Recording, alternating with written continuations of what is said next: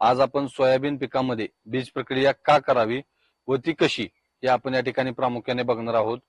Soybean पिकामध्ये बीज प्रक्रिया केल्यामुळे आपल्याला बियाणाची उगवण क्षमता चांगली मिळते।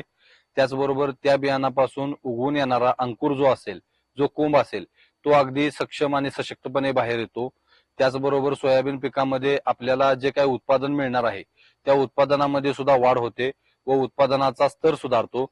त्याचबरोबर सोयाबीन पिकामध्ये भविष्यात आपल्याला जी उद्भवणारी मर रोगाची समस्या असेल त्याच्यापासूनही आपल्याला निवारण मिळते। त्याचबरोबर सोयाबीन पिकामध्ये जमिनीपासून लागणाऱ्या बुरशी असतील, त्याचबरोबर कीटक असतील, यांच्यापासूनही आपल्या त्या बियाणाचे चांगल्या पद्धतीने संरक्षण केले जाते। ऍक्टिव्ह मिथोप्रो 5 मिली प्रति किलो बियाणासाठी या ठिकाणी आपण घ्यायचं आहे। सोबत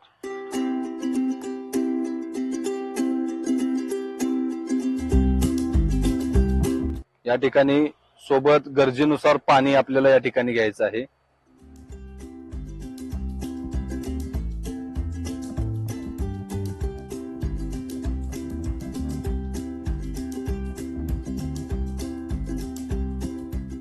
त्यानंतर प्रामुख्याने NH5 ड्रीप प्रति किलो बियाणासाठी 5 ते 7 ग्रॅम पर्यंत या ठिकाणी आपण वापरायचे आहे।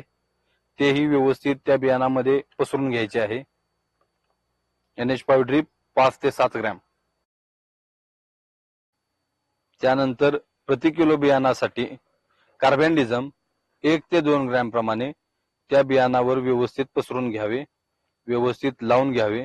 तर या ठिकाणी आपण रासायनिक बीज प्रक्रिया करून जवळपास अर्धा तास वेळ झालेला आहे आणि आपण आता व्यवस्थितपणे बियाणे खट्ट असे वाळलेले आपल्याला या ठिकाणी दिसत आहेत। तर आपण या ठिकाणी जैविक बीज प्रक्रिया करत असताना सर्वप्रथम लिप्टर व्हॅम हे प्रति किलो बियाणासाठी 2 ते 3 ग्रॅम या प्रमाणामध्ये आपण घेत आहोत। त्याचबरोबर ते व्यवस्थित त्या बियाणामध्ये आपण एक समान पसरून घेत आहोत। त्याच्यानंतर लिप्टर पी या ठिकाणी आपण प्रति किलो बियाणासाठी 5 ते 7 मिली पर्यंत लिप्टर पी आपण या ठिकाणी त्या बियाणामध्ये बीज प्रक्रियेसाठी या ठिकाणी वापरत आहोत।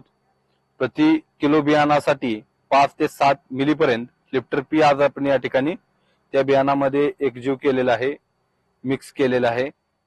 त्याचबरोबर आज या ठिकाणी आपण बीज प्रक्रिया व्यवस्थित बियाणं एक समान हलवून घ्यायचं आहे आणि बियाणाला सगळीकडे त्या बियाणाच्या पृष्ठभागावर व्यवस्थितपणे आपण दिलेले मिश्रण त्या ठिकाणी एकजीव असं एक समान लागणं हे अत्यंत महत्वाचं आहे। आणि बियाणं चोळत असताना आपण या ठिकाणी त्याच्या पृष्ठभागावर किंवा त्याचे जे काय आपलं वरचं टर्फल असतं त्याच्यावर कोणतीही इजा होता कामा नये अशी या ठिकाणी तुम्ही काळजी घ्यायची आहे। आणि अशा पद्धतीने व्यवस्थित